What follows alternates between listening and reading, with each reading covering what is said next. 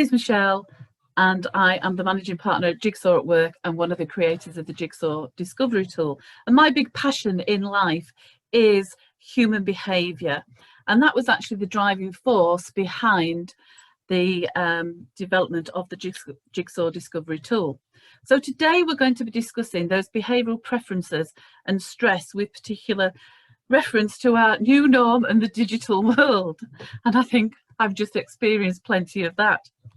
So today we're actually going to be looking at, and I'm hoping that my screen is still being shared with you. If somebody can just give me a thumbs up to let me know that the screen, you can actually still see the slides. Yep, excellent, thank you very much. So today what we're going to be looking at is the relationship between stress and performance and awareness of behavioural based stressors.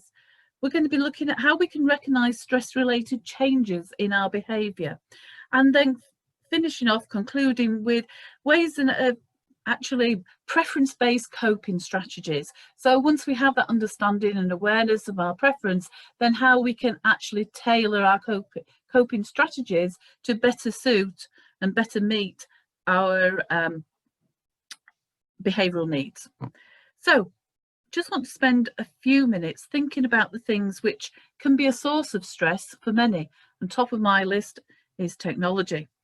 But if we just think back, 12 months or so ago, some of the kind of things that we used to get when I was running stress courses and things, people used to say things such as finances, shopping, Christmas, school holidays, going away on holiday, going to network meetings, having that good old traditional speaking in public was also another great source of stress.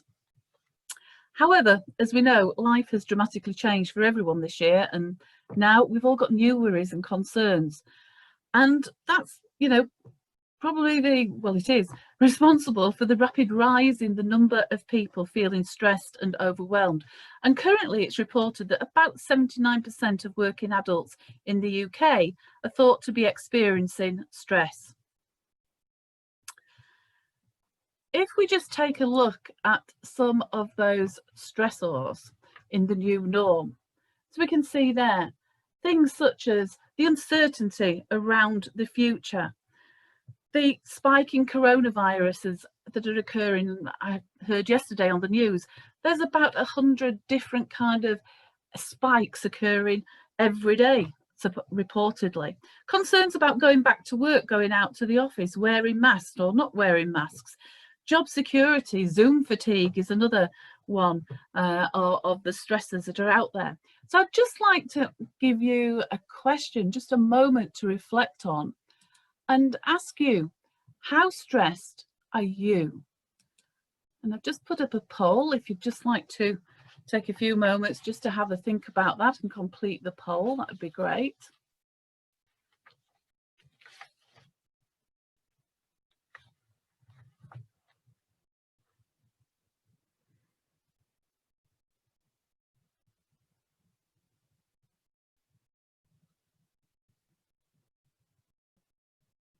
Yeah, brilliant. So there, what we're actually seeing there is we have got 50, 80, well, 95% of people have felt either stressed occasionally, or 43% have felt stressed several times during the last week, or most of the time. So we can see that stress is really a big feature of our lives at the moment. So now, can you just type for me in the chat box, please? What's your biggest concerns in life at the moment, about life in the new norm?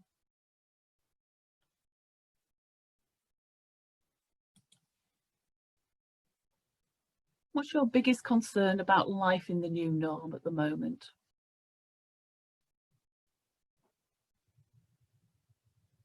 Yeah, uncertainty of future employment, going back to the daily commute, job security, second wave, other people being afraid, the virus, future, money running out.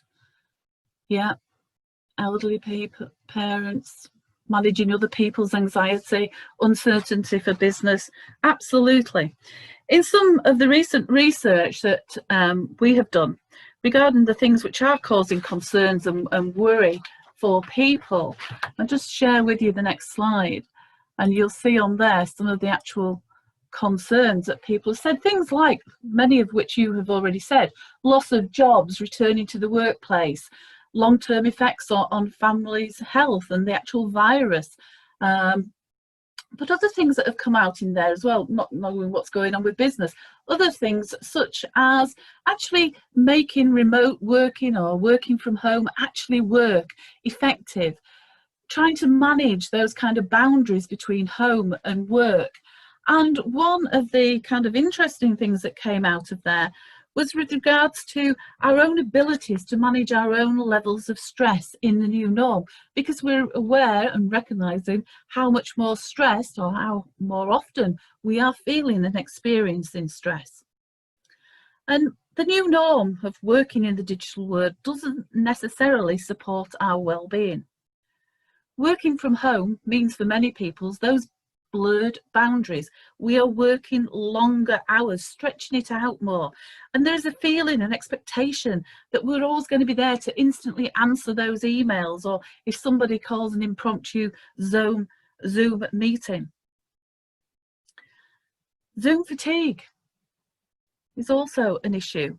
It's as if we've kind of forgotten how to use the telephone, and now the easy answer is, let's have a Zoom meeting, let's have a Teams meeting. And that results in us having these back-to-back kind of meetings all week long, day in, day out. Another stressor that is affecting everyone is loss and grief. Now, very sadly, there are many, many people, far too many people, who have experienced some kind of personal loss. Family, close members have been lost to the virus. But all of us are grieving for the loss of our previous life, the loss of life as we know it. There's been a huge change with the way that we live, and we can no longer go to the theatre when we like, go to the cinema when we like. We have those huge restrictions on our weddings, on social events. Summer holidays are going to be very different. And everything that we knew about life that we had 6 months ago has changed. And one of the things we must not do is underestimate the impact of that loss that we've experienced upon our well-being and the impact that it has with our stress levels. We've spoken before about the actual effects of stress on our physical and mental health if left unmanaged. However, not all stress is bad.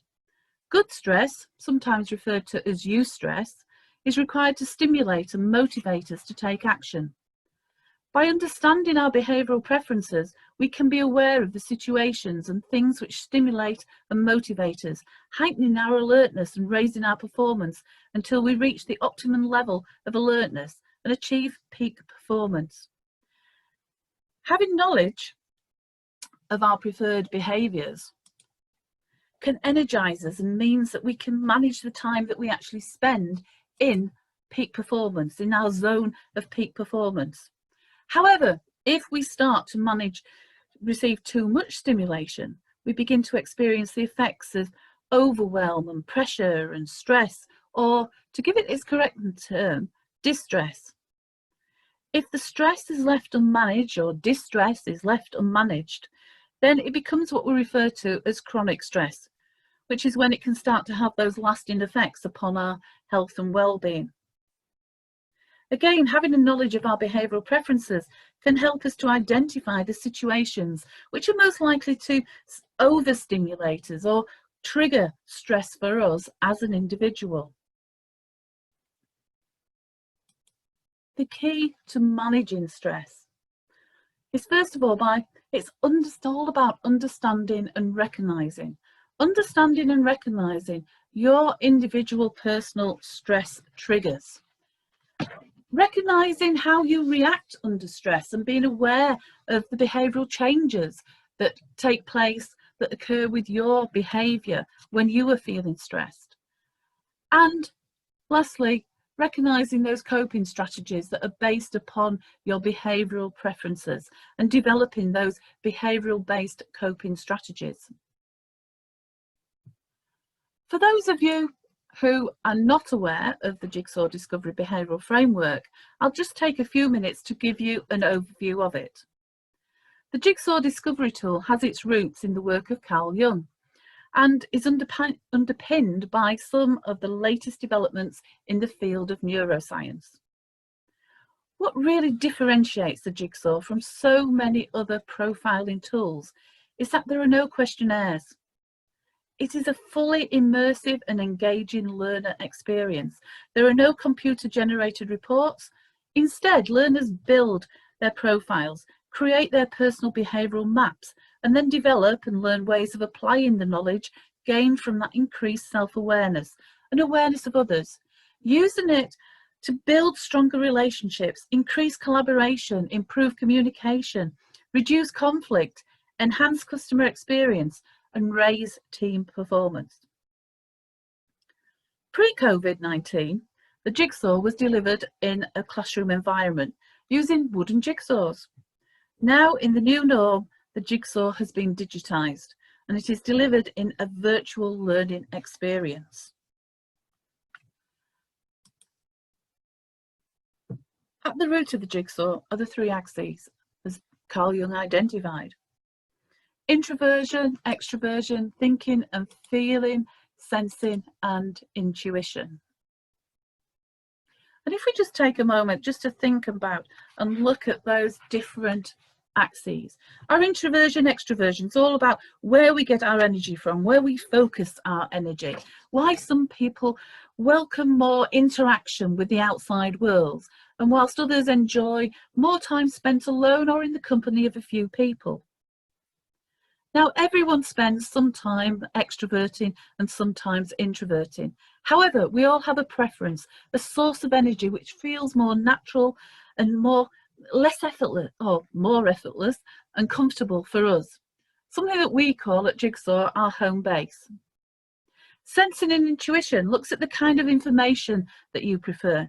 Intuitive people tend to prefer to gather information using insights and associations, relationships, connection, recognizing the emergence of patterns.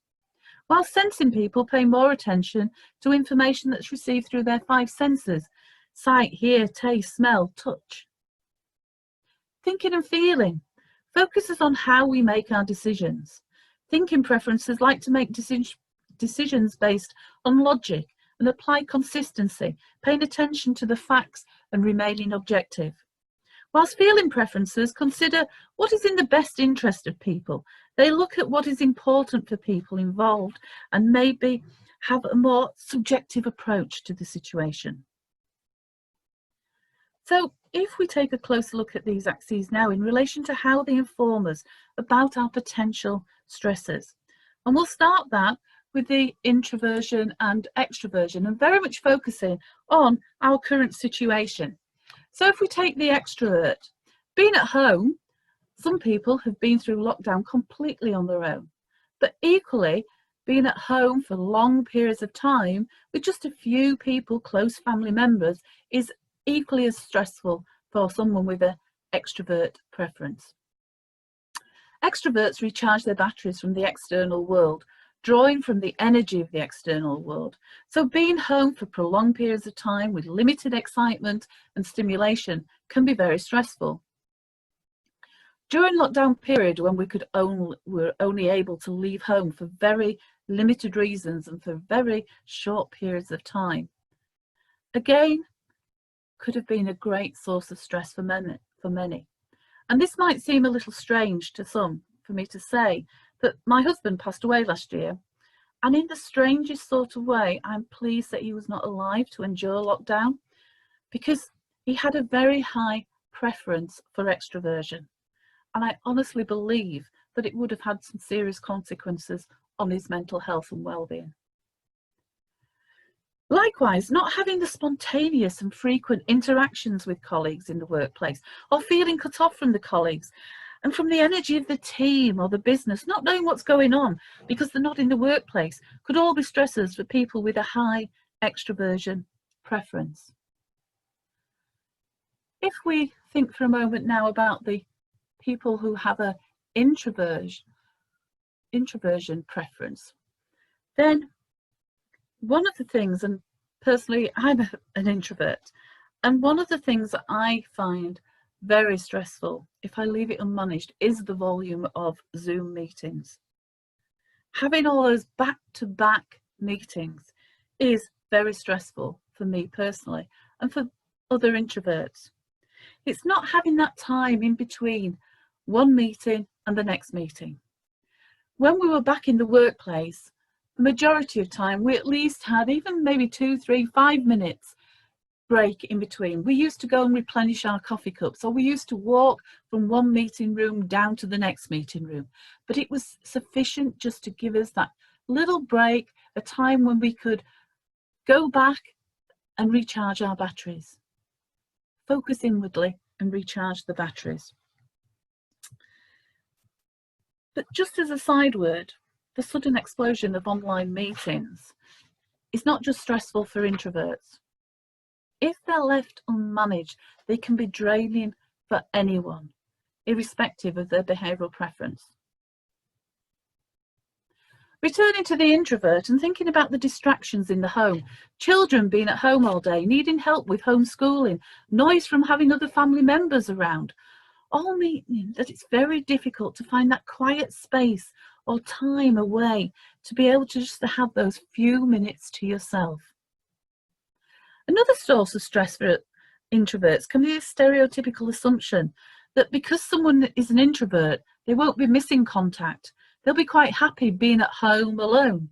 So people don't make the effort to contact them, and then they start getting left out of the loop.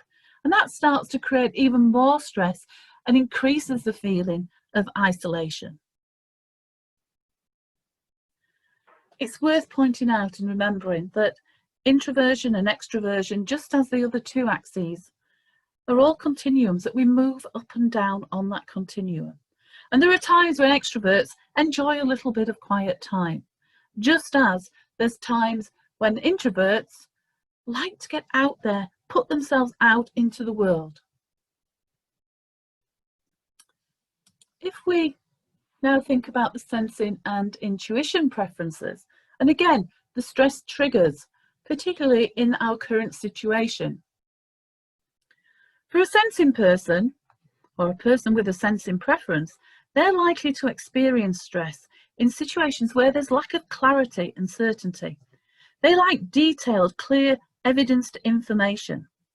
And thinking about the current situation, there is so much unknown and uncertainty. In many instances, we're almost making it up as we go, dipping our toe in the water, trialing ideas to see what works and what doesn't work. So it's easy to appreciate why the current situation we find ourselves in could be very stressful for people with high sensing preferences. Only this week, we've had the ongoing saga of face masks. Should they or should they not be made compulsory? Where is the clarity? Where is the certainty? Well, we've actually heard in the news this morning from the 24th of July, they are going to be compulsory in shops. All of the different social distancing guidelines in operation, depending where you live in the UK, they too can be confusing for everyone. But for sensing preferences, they can also be a great source of stress. One of the ideas often spoken about when we look at teams and working remotely is the need to have those unscheduled one-to-one check-ins, not to talk about business, not to check up on people, but just to touch base on that human level and have a personal kind of human-to-human conversation, the type that we would normally have in the workplace, just as a matter of course. And whilst, yes, it's a great idea to catch up with people, but we might need to put a little bit more thought and planning into how we can do this in such a way that won't be a stress trigger for people who are more sensing. People who have a higher preference for intuition. If we stop to think about all the information and the rules about returning to work, going back out into society, enjoying a meal, going to the seaside, there's absolutely no wonder that people with intuitive preferences have raised stress levels. Rules and high volumes of information and detail can feel a little bit like putting a straitjacket on a person with a preference for intuition. Some of the other stressors include colleagues or managers asking for certainty about the ideas they are putting forward, trying to avoid any form of risk whatsoever. Intuitive people like to gather information from patterns and connections, associations, and if communication channels are poor, they may struggle to gather the information and make those connections, leaving them feeling frustrated. Another potential source of stress for intuitive preferences in the current situation is that's due to the complexity of the pandemic and the effects upon society and the economy. People who have higher intuitive preferences, they like to see opportunities, they like to think about the future, to be able to see the future and have some confidence about what was going to happen in the future. So at the moment, with all the complexities, it's very, very difficult to predict with some confidence what is actually going to happen in the future. So again, causing further stress, frustration for people who have those higher levels of intuition. The last axes that we mentioned was our thinking and feeling axes. So people who have higher thinking preferences. Sources of stress for people with higher thinking preferences are likely to be those illogical decisions perhaps being made by government or employers regarding how the current situation is being managed. And again, only this morning, listening to the TV, when they were talking about the introduction, the compulsory, mandatory wearing of face masks. Some of the questions being asked, and in my mind, actually quite logical questions, were, well, how come if I go into my local shop and there's only a couple of people in there, I have to wear a face mask? But I can go down the road to a pub and there can be 50, 60, 100 people in there, but I don't have to wear a face mask. For some thinking preferences, that situation may be a very illogical situation, and again, a source of stress. The expectation of showing tolerance and understanding for colleagues who may be struggling or may have different behavioural preferences, being asked to speak about or listen to other people speaking about their feelings during a meeting, can be a source of stress. And this is actually a practice that I know an awful lot of people have actually started introducing as we've kind of been working more from home. At the beginning of a team meeting, perhaps, they go around the room asking people just to talk about, how are they feeling? And whilst for feeling people, that might seem quite comfortable, quite natural. But for somebody with a thinking preference, it could be quite a stressful experience. Just as those virtual social events that we organise, those virtual coffee breaks, those virtual team quizzes, for example, could all be sources of stress for a person with a virtual preference for thinking. Virtual and digital communication does come with its challenges for people with either feeling or thinking preferences.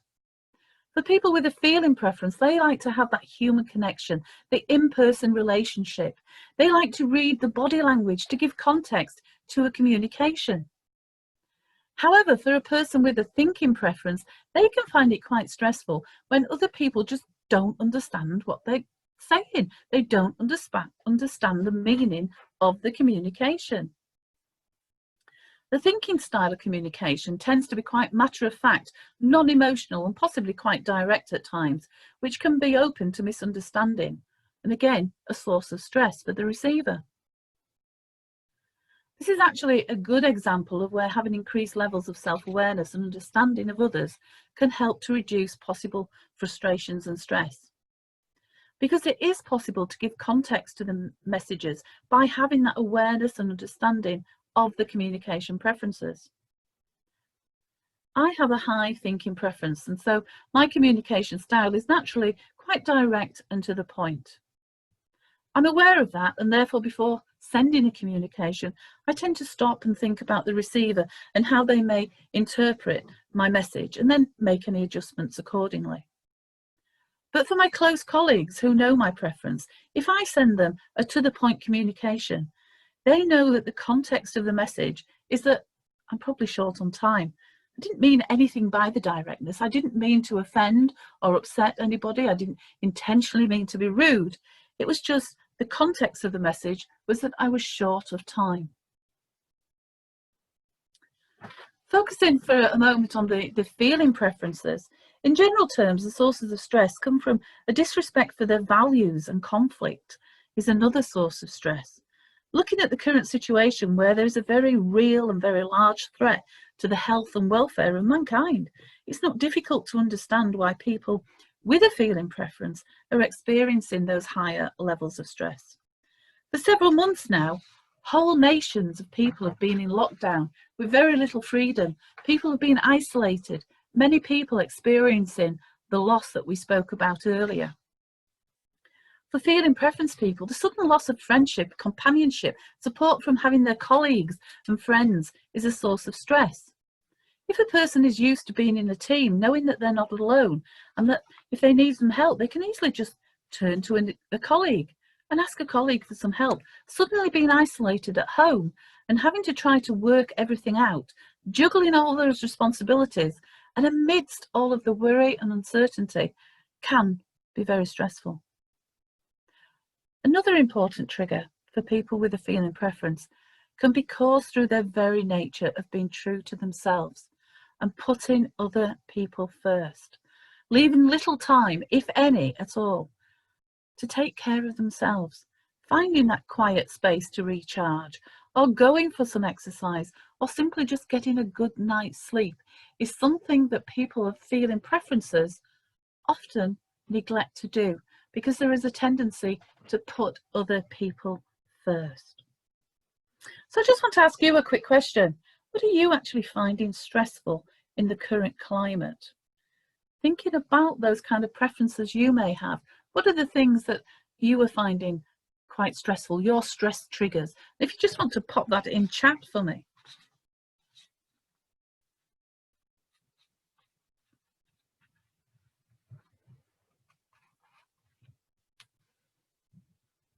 Lack of communication, yeah. Uncertainty, lack of familiar patterns, isolation, the ongoing isolation, yeah. Not being able to get out and about. Being confined to the house while homeworking, homeschooling, absolutely. People who do not get it and how they communicate based on prejudice, absolutely, yeah. Not being brought in on discussions and projects, yeah, something that, you know, we need to think about when we are working remotely, and how we can actually ensure that everybody is kept in the loop and doesn't feel left out or isolated. Virtual meetings when need to look after your children, lack of communication from line manager, welfare, yeah. Not being able to go to church, cannot do that yet in my country, Nigeria, yeah, absolutely, yeah. Yeah. So, moving to recognising our stress-related changes in behaviour.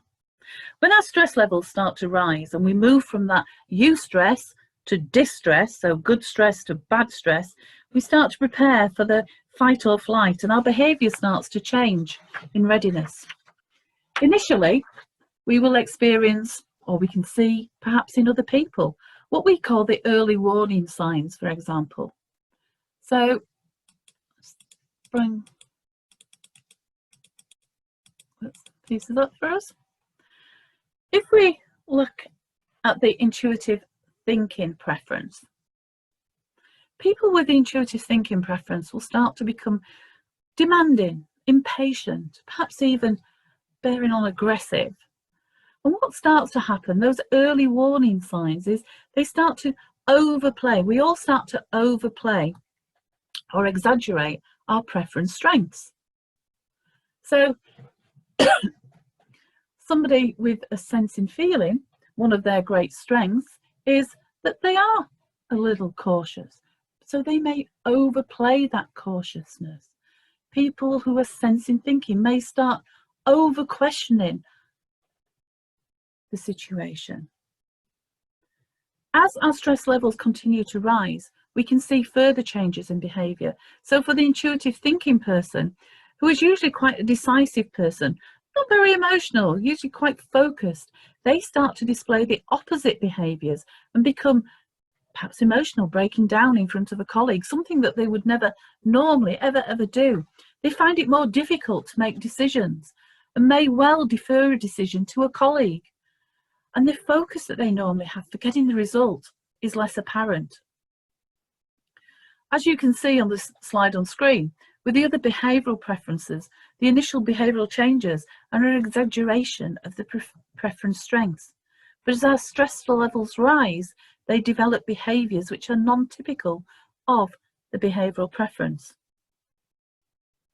One of the common misunderstandings I hear is when a person starts to tell me about a colleague, it could be their manager, it could just be a colleague, and say something, for example, such as,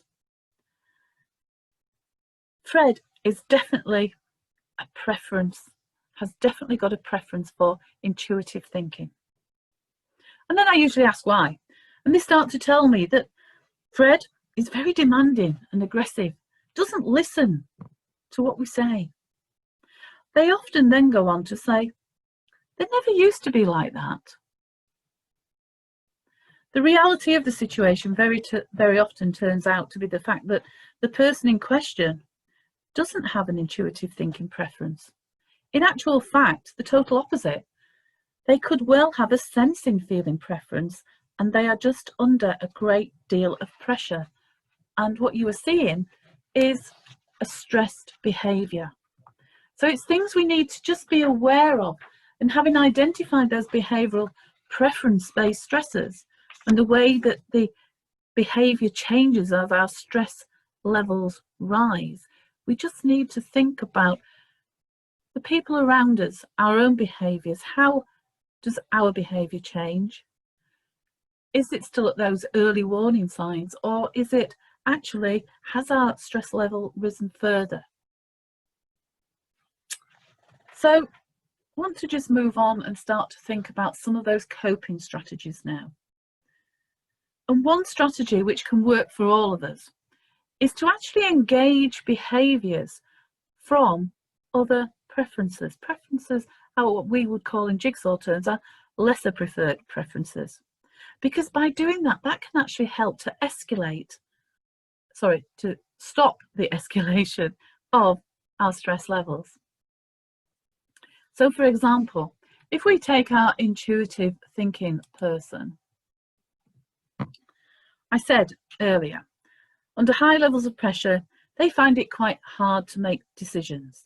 They lose their focus. They perhaps start being a little bit more emotional around people.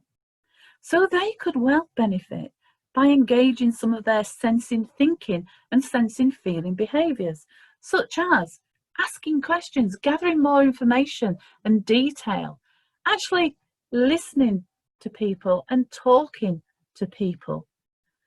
By doing those, they're engaging those sensing thinking and feeling preferences, which are kind of the opposing to their intuitive thinking preferences. Other things that colleagues could do, again, if they have this awareness of the behavioural preferences, they could perhaps offer ideas and suggestions up, provide some options for the person, for the intuitive person, offer their support and help. Don't wait to be asked, actually make that offer for help and support. So that's just one example how by understanding more about our own behavioural preference and having that awareness of the stressors in our life, the situations that do create stress, having that awareness of how our behaviour changes and being able to recognise it means that we can then start to take some action and think about some of the coping strategies we can employ. Just want to move on now and look at some of the other coping strategies. So if we start off with the intuitive thinking person again, some of the individual strategies they could perhaps employ would be talking to a trusted source, actually turning to somebody that they could really open up, perhaps for emotional support, accepting help and support from colleagues. Again, intuitive thinking people tend to be quite independent and often rebuff that help and support. Physical exercise is another good one, particularly for intuitive. I mean, it's good for everybody, of course, but for intuitive thinking people, it's a great way. Give yourself a bit of a challenge, but be careful not to make it too much of a stretch. Start with a reasonable, a reachable kind of challenge and go for that with some kind of physical exercise. Take time out just to refocus your energies. Again, often the intuitive thinking person can have tendencies for being a bit of a workaholic. So step back, take some time out just to regather, refocus your energies and confront the issue. Take control of the situation. Moving to our intuitive feeling preference people. There, my suggestions would be focus on hobbies. Take some time out for recreation. Do something that is fun, something that you enjoy. Perhaps think about joining a support group. Find a local group that can give you emotional support. Or you may prefer to just talk it through with someone who is not involved, someone who can actually offer you an objective opinion, some objective support. Take a break. Some time out, perhaps some social exercise would be something that I would perhaps recommend more for the intuitive feeling person. Something that you can kind of do alone, but yet in a social type environment. So perhaps doing the local park runs when and they set up again, or perhaps joining an outdoor gym class, which you can find in most local parks most mornings these days. And the last thing for the intuitive feeling person is actually around nurture. Nurturing yourself. And remember, it's not just about the physical nurture, it's also about nurturing your spiritual and emotional well-being. Our sensing thinking people.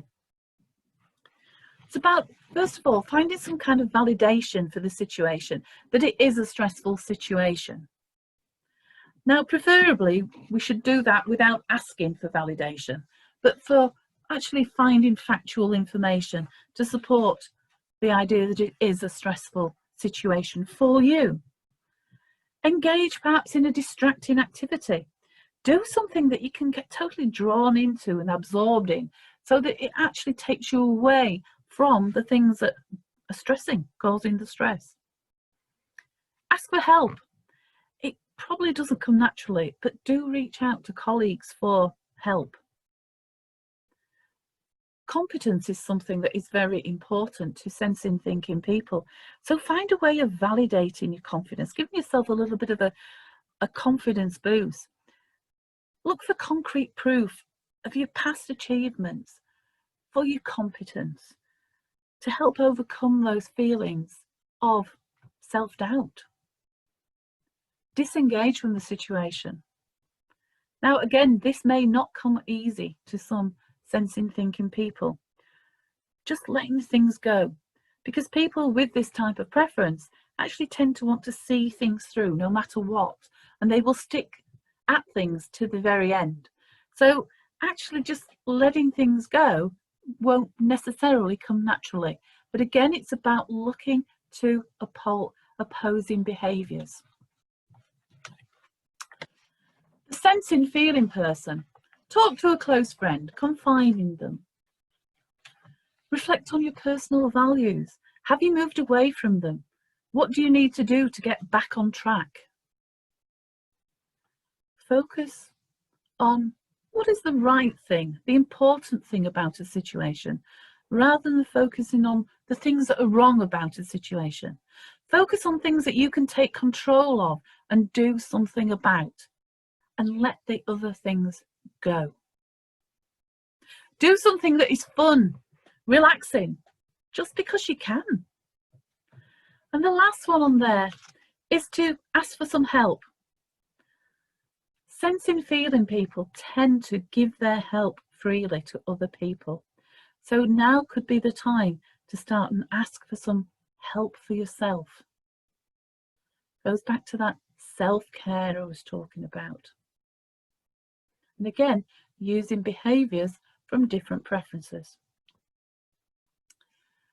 So the key to managing our stress we've talked through is understanding and recognizing what are your personal stress triggers. And understanding your behavioural preference actually gives you some pointers as to where your sources of stress may be coming from and why a particular situation is particularly stressful to you. So it's about really understanding the source of the stress underlying the situation that is on the surface that you are finding stressful. Knowing how you react to stress, being able to recognise those early warning signs, and then the escalation of our behaviour as our stress levels rise. And then developing the coping strategies based upon your behavioural preference, as we've spoken about today. In the webinar, we have only just started to scratch really on the surface of this. And I'm happy to answer any questions, and you can put them in chat, and I can email out the answers to everybody afterwards, circulate the information. If you'd like to find out more about our virtual Jigsaw discovery experiences, you have our contact details, so please do get in touch. We are announcing shortly, hopefully later this week or beginning of next week, the dates of our next virtual experiences. So again, watch out for the dates being announced. And if there are any questions, please feel free to put them into the chat box, and I will do my best to answer anything I can. Thank you. As MBTI, I use J&P. Any reason why these are not referred to? The J&P are not referred to quite simply because the Jigsaw is based on Carl Jung's original works, and the J&P in MBTI was actually added by Myers-Briggs later. It's not a feature of Carl Jung's original works. That's the reason why we don't actually use the J&P, and by doing that, it keeps the behavioural framework very, I'll say simplistic, but doesn't detract anything. It makes it very usable, very user kind of friendly. Would it be possible to send slides out to us? I can certainly look to do that. Yeah. Is this talk available online? Yes, the talk will be available online tomorrow. It should be available, and you'll get an actual follow-up email tomorrow with the link into it. I certainly will have edited some of it at the beginning, and please, I thank everybody for sticking with me. I sincerely apologise for the technology. I don't honestly know what went wrong this morning. It's been working fine during when I was earlier on this morning on other calls and things like that. So I do sincerely apologise. Thank you, thank you for coping with the soundage. Melanie, thank you for doing that. And I'm very glad you found it was worth it. I just want to leave you with one slide simply because I'm an animal lover and I just found this picture, and do you know what? I know the quality is not very good, but I just love the slide. Be with those that bring out the best in you, not the stress in you. And on that note, I'd say thank you very much to everybody, and thank you for bearing with me.